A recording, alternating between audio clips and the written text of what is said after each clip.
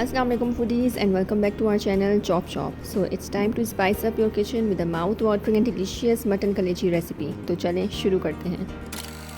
एक कढ़ाई में 1 गिलास पानी डालें और साथ ही 1 पाव कलेजी और 1 टेबलस्पून लहसुन अदरक का पेस्ट उसमें शामिल कर दें और लो टू मीडियम फ्लेम पे रख दें। जब झाग ऊपर आने लगे तो उसको उतार दें और साथ ही 2 प्याज और 2 टमाटर के 2 टुकड़े करके उसमें शामिल कर दें और 1 टेबलस्पून लहसुन अदरक का मज़ीद डाल दें।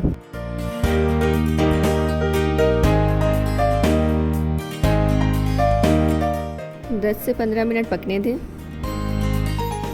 इसके बाद 1 टीस्पून नमक और 1 टेबलस्पून सिरका शामिल करके 10 से 15 मिनट के लिए पकने दें।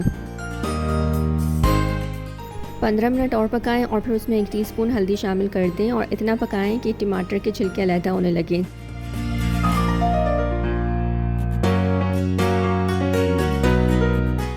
छिलके उतार कर फेंक दें।